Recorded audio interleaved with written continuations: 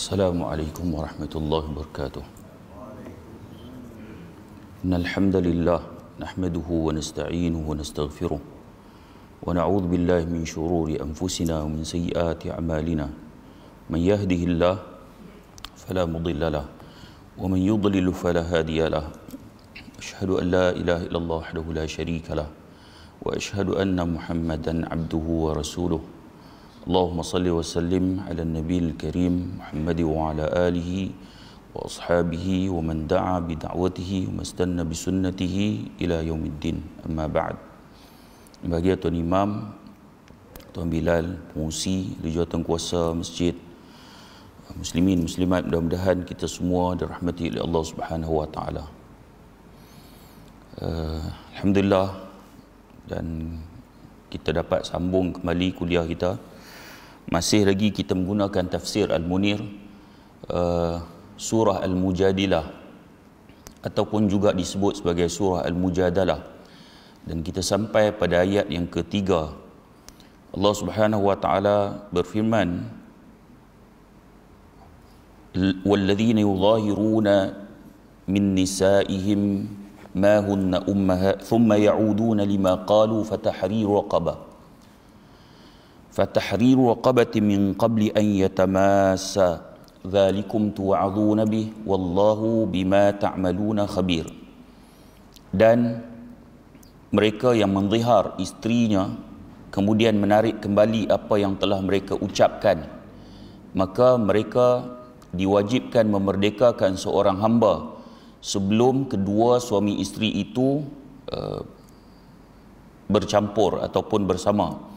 Demikianlah yang diajarkan kepadamu dan Allah Maha teliti apa yang kamu kerjakan. Baik. Kita ulang balik tentang zihar ni yang telah kita sebut.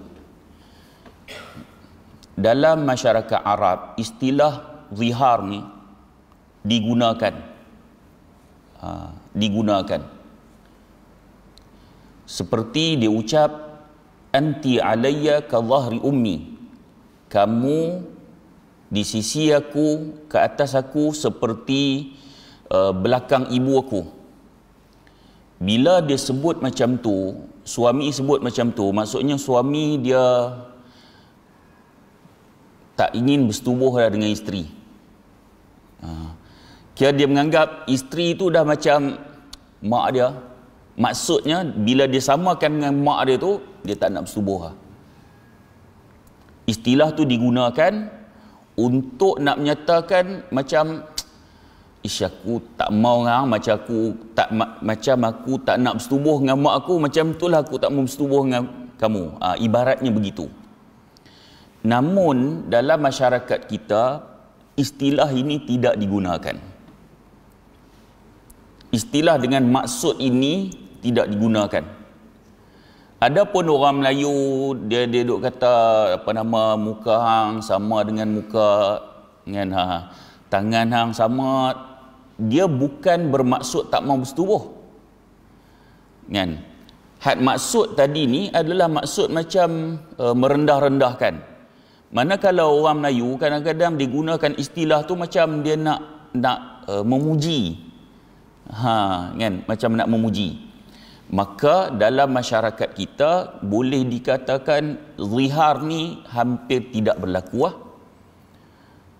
Sebab tu kadang-kadang bab zihar ni jarang dibincangkan dalam masyarakat kita. Kan?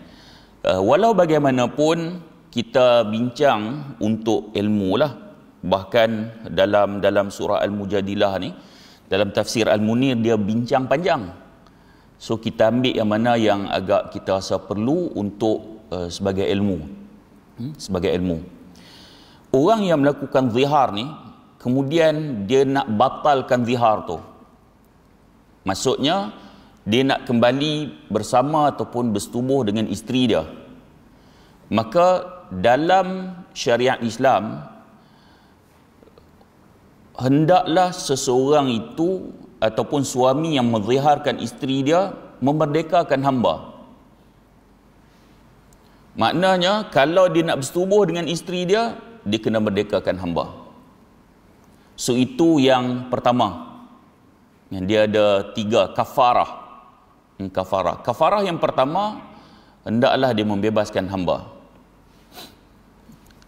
Kenapa membebaskan hamba ni diletakkan syarat paling atas sekali? Bahkan ada beberapa hukum yang lain, contoh bersetubuh di siang hari bulan Ramadan, juga dia punya kafarah, kena bebaskan hamba. Letak yang pertama. Ini menunjukkan bahawa Islam bukan agama perhambaan. Di ketika masyarakat pada ketika itu, hamba ni berlaku dengan sangat berleluasa. Bukan masyarakat Arab je. Bukan masyarakat Arab je. Bahkan seluruh dunia. Hatta yang kita kata barat yang bertamadun kononnya, baru je keluar daripada pembebasan hamba. Dulu ada cerita yang Kunta Kinte tu. Orang lama tengok TV kan. Ni berlaku di Afrika. Bahkan ramai hamba-hamba daripada Afrika dibawa ke Amerika, dibawa ke Eropah. Kita yang menyanjungi tamadun barat, rupa-rupanya mereka baru sahaja keluar daripada pembebasan hamba ni. Islam bila Nabi mai 1400 tahun lebih yang lampau telah berusaha untuk membebaskan hamba dengan pelbagai cara. Antaranya dengan proses yang begini. Hanya satu sahaja jalan yang boleh berlakunya hamba dalam Islam ni apabila berlakunya perang. Seorang tawanan tu, yang ni tak dapat nak elak. Bahkan kalau orang kata apa, kira boleh ke hamba? Kan? Boleh hamba dalam Islam ni dalam keadaan perang, itu pun dengan layanan yang baik. Sebagaimana tuan dia makan, hamba makan. Kan? Dalam hadis Nabi sebut, bagaimana tuan pakai, bagi hamba pakai macam tu juga. Walaupun wujud hamba ketika berlakunya perang, tapi hamba itu dilayan dengan baik.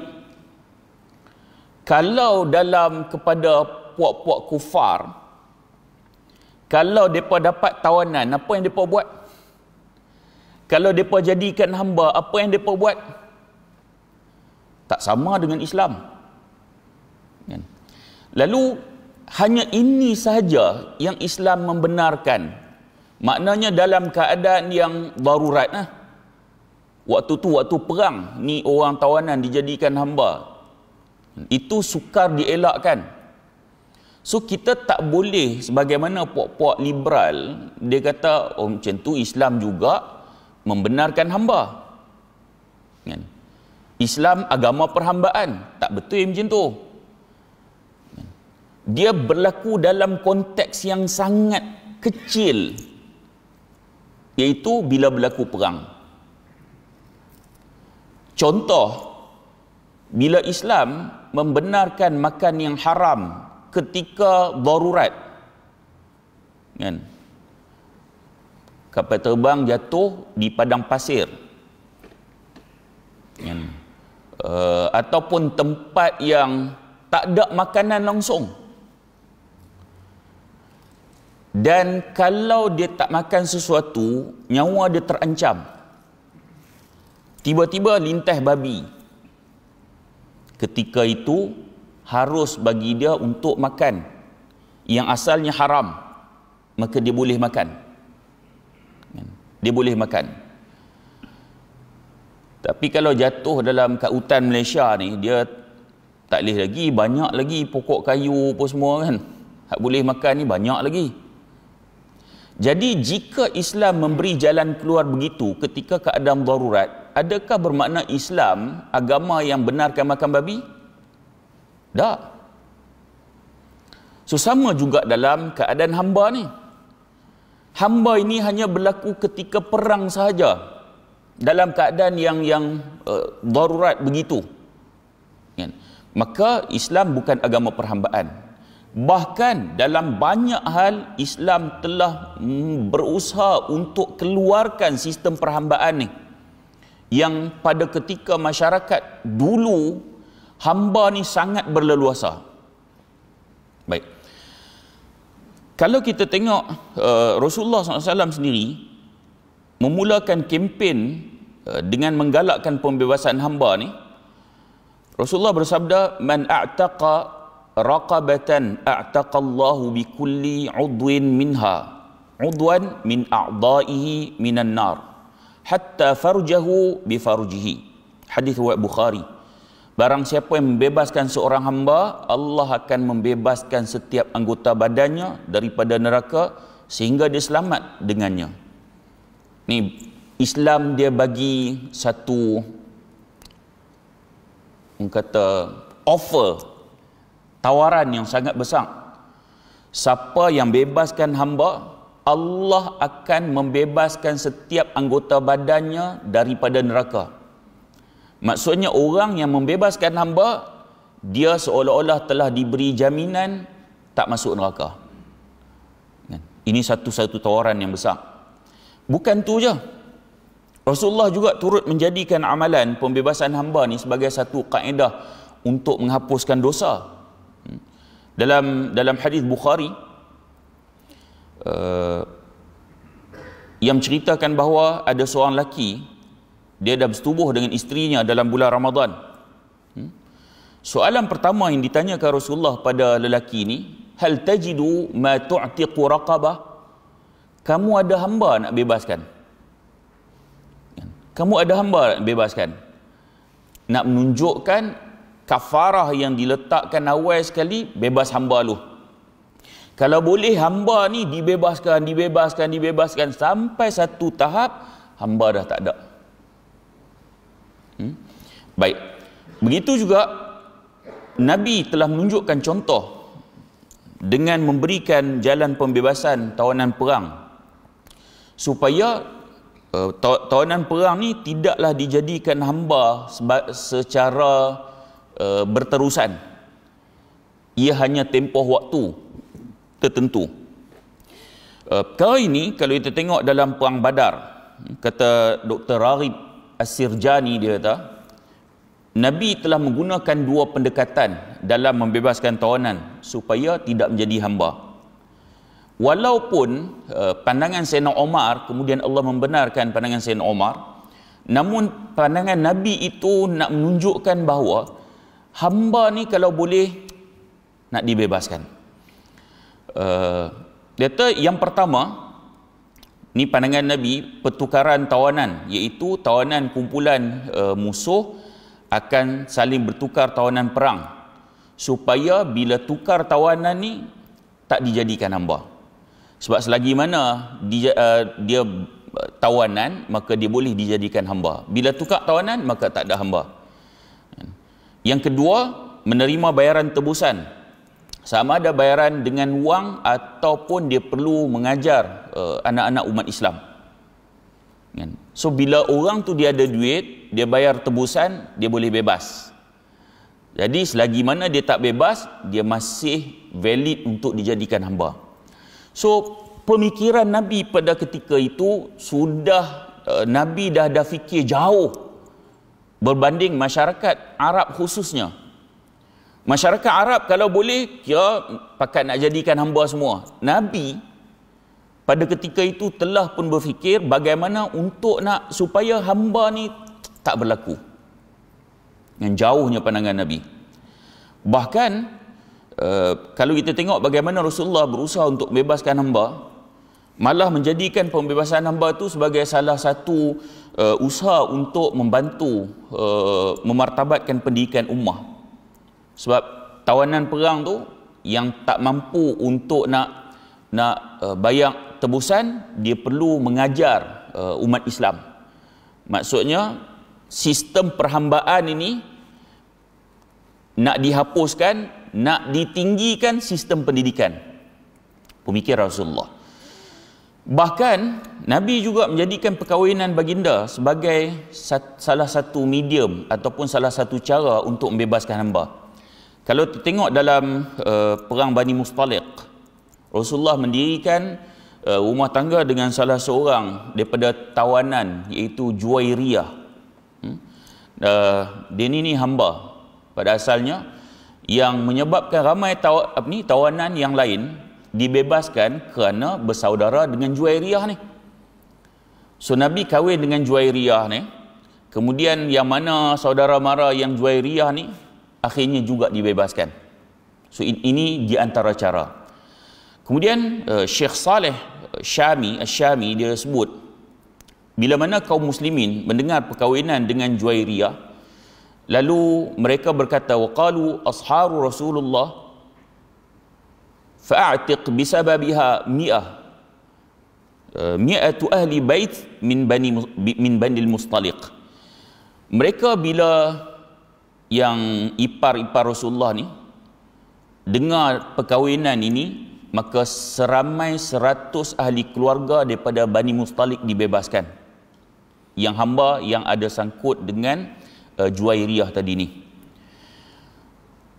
Baik, kita kembali balik kepada hukum zihar tadi. Zihar ni yang Allah sebut dalam Al-Quran ni, dzalikum tu'adzuna bih wallahu bima ta'maluna khabir. Dengan hukum yang demikian kamu diberi pengajaran supaya jangan mendekati perkara yang mungkar itu, dan ingatlah Allah Maha mendalam pengetahuannya akan apa yang kamu lakukan. Maksudnya hukum yang disebutkan tentang kafarah ni, hukum ni adalah perintah Allah kepada orang ataupun suami yang melakukan zihar. Ini hukum yang Allah tentukan. Tujuan dia adalah untuk memberi pelajaran kepada suami jangan mudah untuk melafazkan zihar, supaya berhati-hati. Bagi hukuman tu kira keras lah. Sebagaimana hukuman bersetubuh di pagi bulan Ramadan, di siang bulan Ramadan kan, bagi syariat Islam ni diletak yang pertama bebaskan hamba, supaya bila hukuman tu keras, agak keras, orang berhati-hati.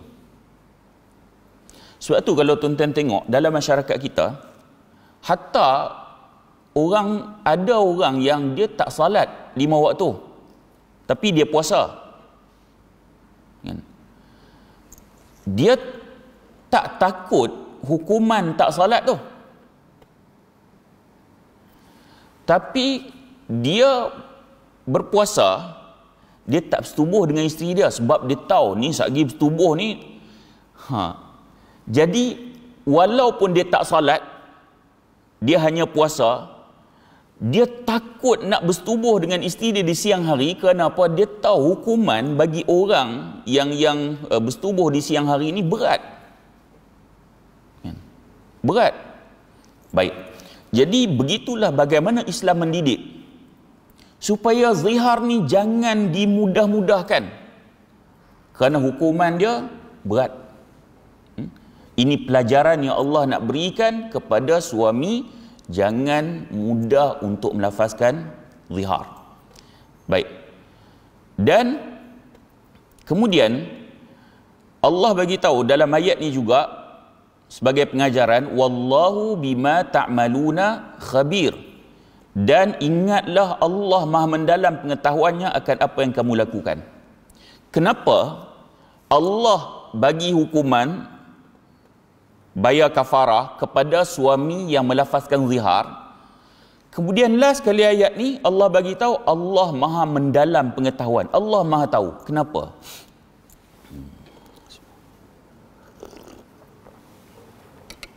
Tuan-tuan, yang lafazkan zihar ni suami. So suami dan isteri saja yang tahu berlakunya zihar. Kalau dia buat diam, boleh tak? Orang lain pun tak tahu. Kita buat diam Sebab dalam Islam, zihar ni dia bukan cerai. Tak macam masyarakat Arab jahiliah dulu. So kita buat diam, kira buat macam biasa, bersetubuh macam biasa. Kalau dia buat diam, boleh. Tak ada siapa pun tahu. Tapi Allah bagi tahu, wallahu bima ta'maluna khabir. Allah Maha tahu, Maha mengetahui apa yang kamu lakukan. Dalam masa yang sama, Allah juga nak peringat, walaupun hampa je yang tahu perkataan zihar ni, tapi Allah Maha tahu. Orang lain tak tahu zihar ni. Sebab suami melafazkan kepada isteri. Tapi Allah peringatkan, Allah tahu. Hampa nak bersetubuh macam biasa apa semua, kan? Hampa nak bersetubuh macam biasa, tak mau bayar kafarah, Allah Maha tahu. Allah Maha tahu. Baik. Kemudian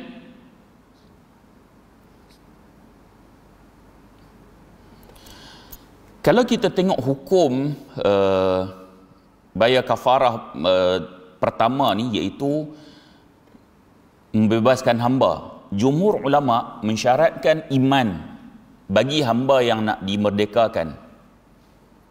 Jumhur berpandangan nak bebaskan hamba tu mestilah hamba yang mukminah, ataupun hamba yang muslim. Kalau nak bebaskan hamba, tak cukup kalau dia bebaskan hamba yang bukan Islam. Dia ada hamba yang kafir, dia bebaskan, tak cukup. Tapi ada pandangan ulama yang lain yang menyatakan tidak disyaratkan. Tidak disyaratkan. Baik. Jadi perbincangan ni perbincangan yang agak panjang di kalangan para ulama. Adakah hamba itu adalah hamba yang Islam ataupun hamba yang bukan Islam? Perbincangan yang agak panjang. Baik. Wallahu ta'ala alam. Saya lebih cenderung kepada pandangan yang menyatakan hamba itu adalah hamba yang Islam. Sebagaimana riwayat Imam Malik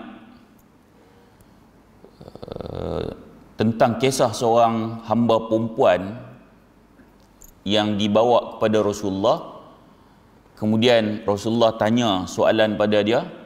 Kemudian Rasulullah kata, a'tiqha fa innaha mu'minah. Bebaskan dia kerana dia hamba yang beriman. Maksudnya hamba yang muslim lah. Baik. Kalau kita melihat kedua-dua pandangan ni, dia jadi rahmat kepada umat Islam.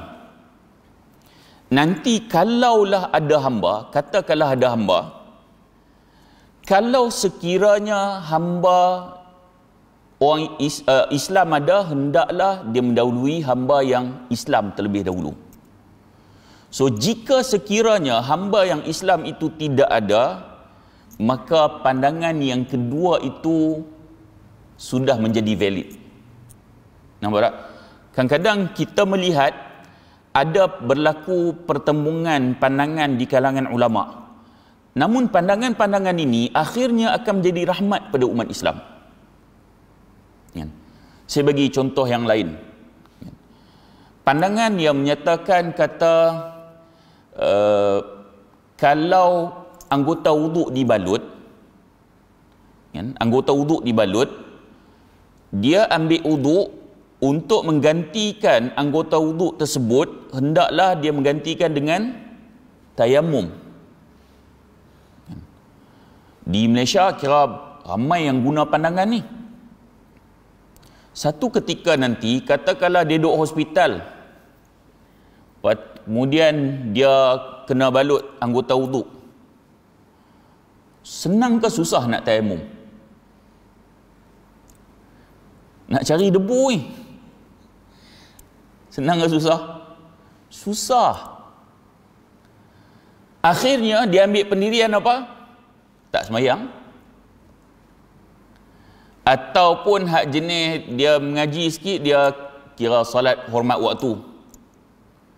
Tapi berapa lama nak solat hormat waktu? Kalau balut lama, berapa lama nak solat hormat waktu? Dalam masa yang sama, ada tak pandangan yang membenarkan, yang menyatakan cukup ambil wuduk di kawasan yang boleh dikenakan air dan tidak perlu menggantikan tayamum? Ada. Kan ia merupakan satu rahmat, kerana ada pandangan-pandangan begitu. Sebab tu Dr. Yusuf Al-Qaradawi, ada orang tuduh dia sebagai, oh ni terlalu longgar lah. Dia sebagai ulama yang hebat, banyak soalan-soalan yang diterima, dia kata, daripada Eropah, daripada negara-negara yang bukan Islam. Jadi jawapan-jawapan dia tu perlu disesuaikan dengan orang yang duduk sana. Kalau tuan-tuan tengok dalam kitab dia sendiri, dia sebut tidak semestinya fatwa yang aku berikan yang tu aku amalkan. Tak semestinya. Dia bagi fatwa tu untuk memudahkan golongan orang-orang tertentu. Di ketika idza daqat, dia dalam Islam ni apabila suatu itu menjadi sempit, ittasa', dia diluaskan, dia dibuka. Ketika sempit sangat, buka. Supaya memberi jalan keluar. Islam ni dia ada jalan keluar. Sebab tu kadang-kadang bila dia tak mengaji, dia akan rasa Islam ni susah. Contoh, salat. Kadang-kadang orang yang rasa senang salat ni orang kerja pejabat, orang yang pakai biasa, orang yang kerja pomen, yang berlumuran dengan apa minyak, orang tukang cat, kena cat, dia akan rasa Allah susahnya. Sedangkan Islam dia dah bagi jalan keluar. Sesuai untuk semua. Apabila ada kesulitan, Islam bagi jalan keluar. Cuma antara kita ada ilmu ataupun tak. Kan? Jadi pandangan-pandangan seperti ini ada ketikanya sangat kita perlukan. Tuan-tuan, saya ada, sebab kita pun orang panggil ustaz, so kawan-kawan kita ramai ke ustaz? Ramai ke ustaz? Jadi ada salah seorang kawan, dia ni kalau duk mengajak ni kira dia syadid lah, pegang. Kira kita mazhab Syafi'i ni kalau ambil uduk, anggota-anggota uduk ni dia kena ganti dengan tayamum ke? Macam tu. Hang telefon, siapa pun telefon, hang aksiden ke, hang apa ke, kira hak ni hukum. Tak mau ambil yang lain. Hak ni hukum. Telefon lah siapa pun, patah tangan ke, balut semua satu badan, dia hak ni hukum dia. Satu hari Allah uji dia aksiden. Dia balut tangan buat semua, duduk hospital lama sikit. Dalam grup WhatsApp dia tanya, ni ada pandangan hak mudah. Oh, untuk orang hang bagi hak paling susah. Bila mai kat hang duk cari pandangan mudah, baru dia tahu payah.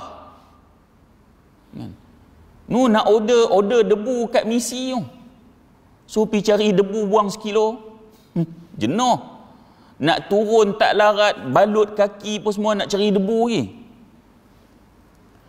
Waktu sihat, tuan-tuan yang sihat ni, tadi ni ambil uduk, dah selesai dah. Yang ni sakit, ambil uduk tambah pula dengan tayamum. Islam, agama, apabila sukar, memberi jalan, dia memberikan keringanan sebagai jalan keluar. Ini ketika sakit, susah, tambah pula tugasan yang lain. Kadang-kadang dia bagi hukum hak susah tu sebab dia tak pernah kena balut duk kat ward ortopedik tu. Sekali dia kena balut duk ward ortopedik lama sikit, baru dia cari, oh ada pandangan. Dulu hang duk bagi kat orang, ni ustaz saya duk hospital ni, saya balut, tak boleh, lepas ambil uduk tayamum. Wah, garang. Ni bagi kat orang. Sebab tu kalau tuan-tuan pergi ke hospital, ramai juga yang tak salat. Ramai. Saya selalu sebut, dia ada dua kategori orang tak salat ni. Di hospital lah. Kategori yang pertama ialah orang yang memang jenis tak solat. Sakit ke, sihat ke, tak solat. Jadi bila dia sakit, dia pergi hospital, dia tak solat. Tujuan Allah uji dengan kesakitan ni supaya dia sedang. Kan? Allah bagi ujian supaya kembali kepada Allah.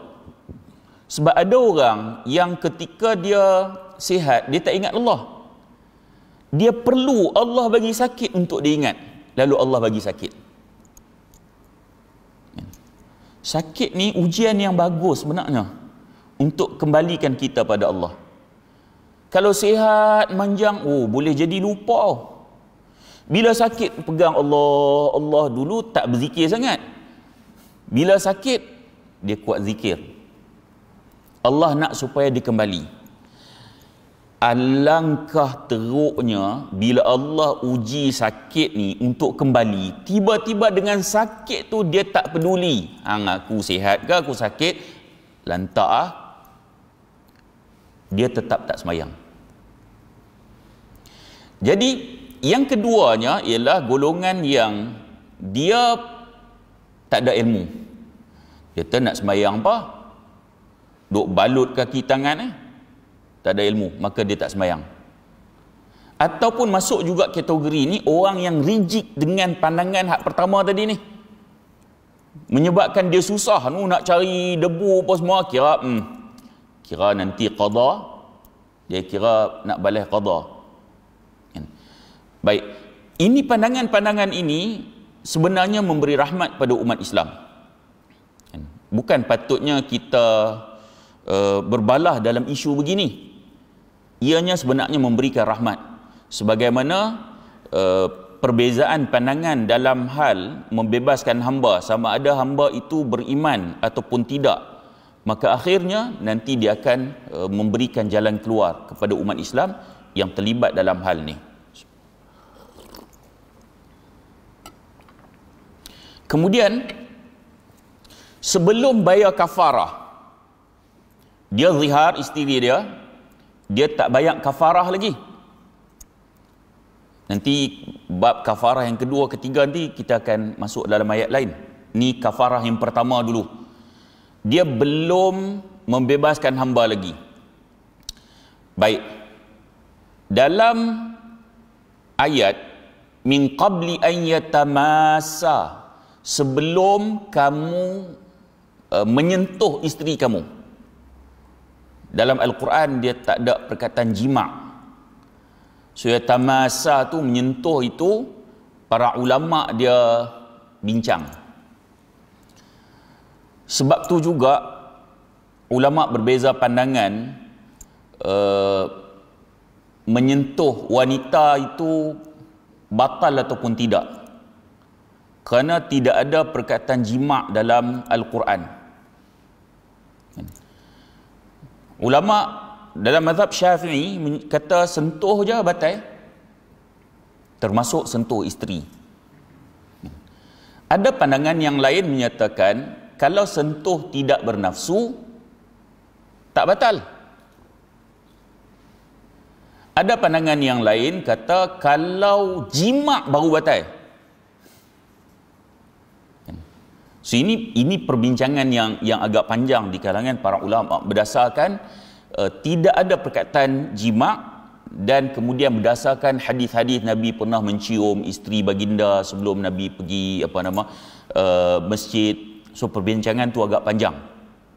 Cuma nak sebut dalam hal ni, oleh kerana tidak ada perkataan jima', maka ulama bincang min qabli an yatamassa, sebelum suami itu menyentuh isteri dia. Baik. Sebahagian ulama mengatakan haram melakukan jima' ataupun persetubuhan sebelum dia bayar kafarah. Dia tak boleh jima' isteri dia. Kalau dia dah zihar, dia tak boleh jima' isteri dia sehinggalah dia bayar kafarah dulu, bebaskan hamba, barulah dia boleh jima'. Baik. Hal-hal yang menjadi pembuka pada jima' seperti cium dan lain-lain, ni muqaddimah jima'. di sisi ulama Hanafi ataupun ulama Hanafiyah ni, dia kata juga haram. Sebab jalan yang membawa pada haram, haram. Bila jima' tu haram, muqaddimah dia juga adalah haram. Ni dalam mazhab Hanafi. Adapun di sisi ulama Syafi'iyah, pandangan mereka yang paling kuat mengatakan bahawa hal-hal yang muqaddimah kepada jima' ni dia tak haram. Yang haram tu jima'. Jadi ini yang kita bincang ni belum bayar kafarah lagi. Dia zihar, dia belum bayar kafarah lagi. Jadi sebahagian ulama kata jima' tu confirm lah haram. Cuma berbeza hak muqaddimah ni. Muqaddimah ni. Sebahagian ulama termasuk dalam mazhab Hanafi, dia kata muqaddimah pun haram, tak boleh sentuh apa pun, tak boleh. Tapi dalam mazhab Syafi'i dia kata hak tak boleh tu jima'. Muqaddimah boleh, cium apa semua boleh. Baik. Hujah mereka, isteri yang haid haram disetubuhi. Tapi boleh hak muqaddimah? Boleh. Kan? Hak tak boleh setubuhi ni, tak boleh jima' ketika isteri haid ni, maksudnya jima' lah, tapi muqaddimah yang lain boleh. So sama juga dia kata, bila tak bayar kafarah, isteri tu tetap isteri dia lagi. Tak cerai pun, tetap isteri dia. Yang Allah larang adalah jima'. Maka muqaddimah boleh, tidak menjadi haram. Baik. Sama juga orang yang berpuasa haram berjima'. Namun selain pada jima' tu boleh tak? Boleh. Boleh. Ada pandangan yang kata makruh, kan? Ada pandangan yang kata makruh, tapi tidak menjadi haram kerana itu isteri kita. Baik.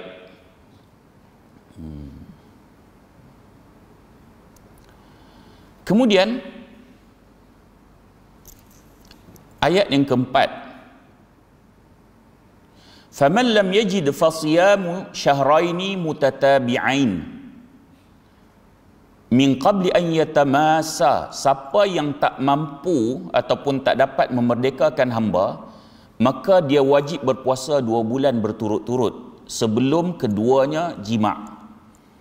So bila tak boleh, tak mampu untuk bebaskan hamba, seperti sekarang, sekarang ni bila tak ada hamba, hukum tu pindah kepada puasa 2 bulan berturut-turut.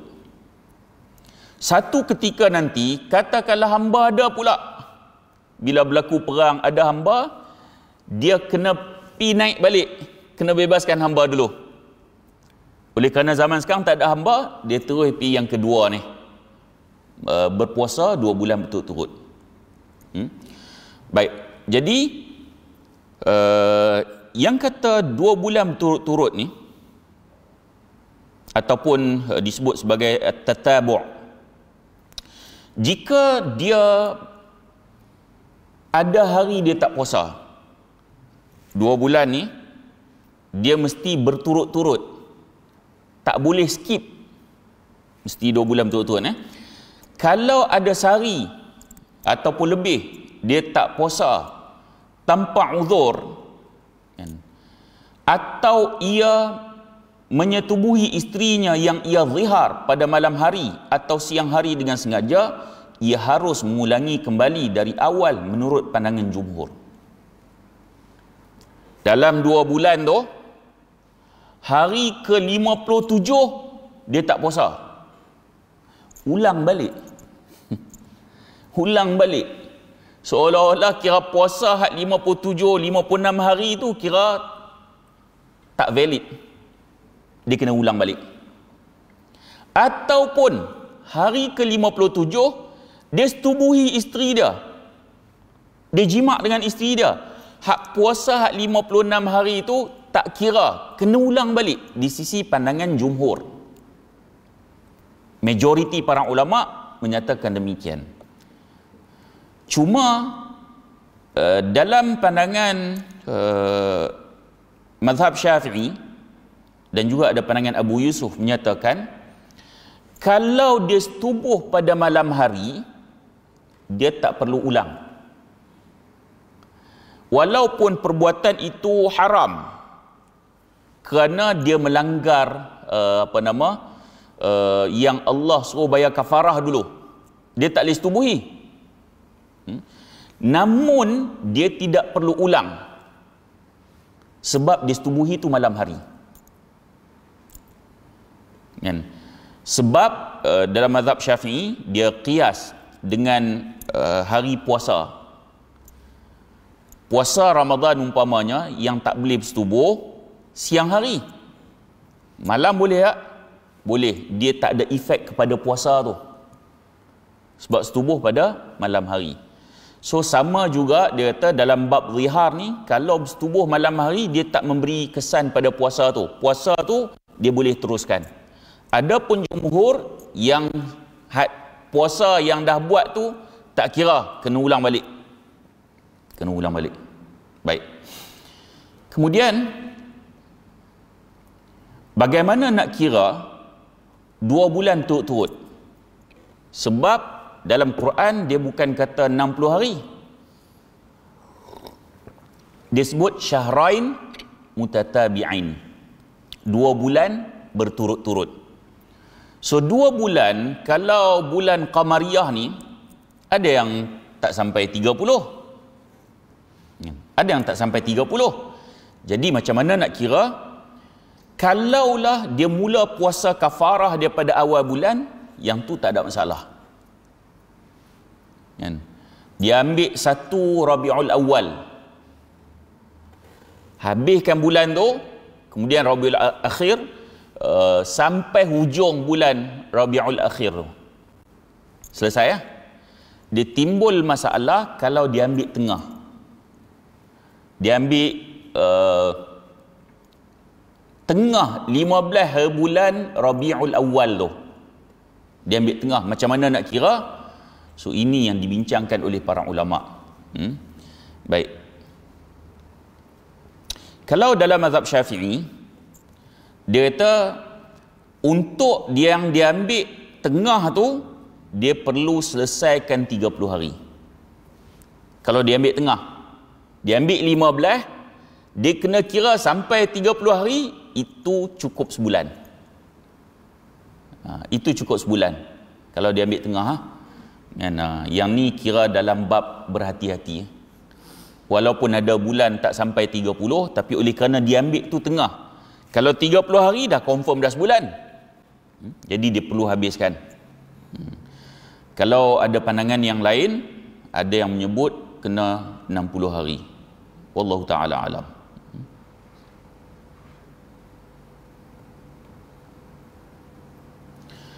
Kemudian sikit lagi, kita habis sikit lagi. Faman lam yastati' fa it'amu 60 miskina. Siapa yang tak mampu, maksudnya tak mampu puasa, hendaklah dia bagi makan 60 orang miskin. Dia tak mampu puasa ni maksudnya mungkin dia dah tua sangat. 2 bulan turut-turut ni memang tak mampu. Hak Ramadan hari tu pun jenuh. Kan? Sat-sat inhaler. Kan? Ubat dalam poket ni kira hak 3 serangkai ni pi mana bawa?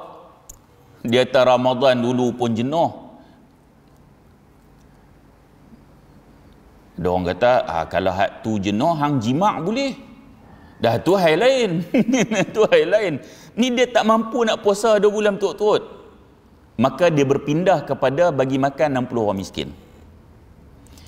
Ataupun dia masih muda tapi dia tak ada kemampuan buat. Mungkin dia kerja kontrak tau. Hak kerja teruk, tak mampu nak puasa 2 bulan turut-turut ni. Ataupun dia duk memandu bas ke apa, hak musafir ni, kira tak mungkin dia nak puasa 2 bulan turut-turut ni.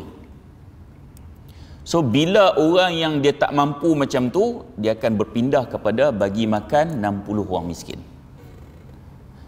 So kita yang tahu kemampuan kita, kalau kita rasa aku memang mampu, dia pindah 60 orang miskin, dia berdosa.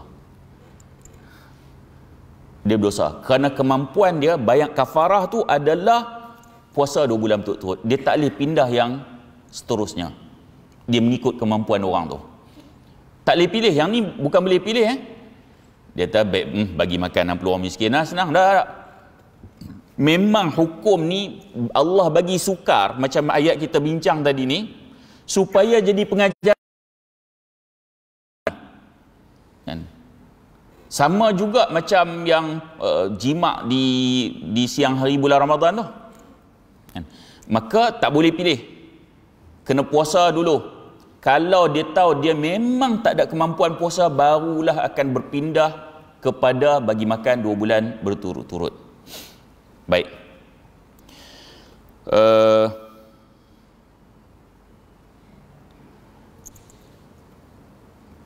Bagi makan 2 bulan berturut-turut ni, min qabli an yatamasa, hendaklah sebelum melakukan jima' gak kena selesaikan. Bagi makan 60 orang miskin tu. Baik. Zahir ayat, fa it'amu sittina miskina, bagi makan 60 orang miskin. Baik, jumhur menyatakan, dia kata mesti 60 orang. Kena cari 60 orang. Namun pandangan dalam mazhab Hanafi, dia menyatakan boleh seorang tapi 60 kali bagi makan tu. Ada berbeza pandangan. Kita mungkin akan nampak perbezaan ini jauh. Satu kena cari 60 orang. Hak satu lagi kata seorang pun boleh, tapi 60 kali sudah memadai untuk nak membebaskan dia daripada kafarah. Baik. Sebab tu saya kata kadang-kadang perbezaan pandangan ni dia merupakan rahmat. Satu ketikalah, katalah orang miskin payah nak cari. Macam kira zaman Umar Abdul Aziz. Nak cari orang layak dapat zakat ni payah. Waktu tu valid nak pandangan Hanafi? Waktu tu valid. Nampak? Kadang-kadang kita duk nampak perbezaan pandangan, kita tahu, jauh beza ni, 60 ni seorang. Kita nampak. Tapi ada ketika pandangan itu akhirnya kita sedang, merupakan rahmat. Waktu susah nak cari orang miskin, nak cari 60 orang. Nak cari orang miskin pun payah, nak cari 60 orang. Jenuh. Waktu tu pandangan Hanafi ni dah menjadi valid balik. Menjadi valid balik. Tidak, dahlah kena bayar kafarah ni satu hal. Disusahkan dengan nak cari pula orang miskin. Sedangkan orang miskin pada ketika tu susah nak cari. Tambah lagi kafarah yang kedua nak cari orang miskin pula. Baik. Wallahu ta'ala alam.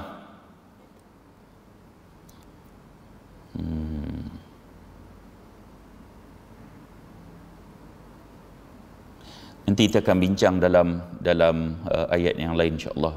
So hari ini kita selesai ayat 4 Kita selesai ayat yang 4. Insya-Allah kita akan masuk dalam selebihnya ayat keempat tu dan kemudian ayat kelima. So ada baki ayat keempat lagi yang kita tak selesaikan. Sebab hari ini pun saya ada satu program lagi pagi ni dekat Al-Islah. Al-Islah, dan tajuknya adalah Syiah Khomeiniah. Tajuk tu agak penting. Kalau tuan-tuan siapa nak pergi dengar, bolehlah. Islah 9.30 pagi. 9.30 pagi. Sebab kita tengok ramai yang terpengaruh dengan Syiah ni selepas berlakunya revolusi Iran. Lalu orang mengkagumi Khomeini. Dan wujud satu Syiah baru yang dinamakan Syiah Khomeiniah ataupun Khomeinism. Dan sebahagiannya dia tak Syiah tapi dia kagum dengan Syiah Khomeini ni. Maka insya-Allah nanti kita akan bincang topik tu. InsyaAllah. Mudah-mudahan pertemuan kita ada manfaat. Kalau terkasar bahasa, mohon maaf. Dan saya sudahi dengan aqulu qawli hadha wa astaghfirullahal azim li wa lakum. Assalamualaikum warahmatullahi wabarakatuh.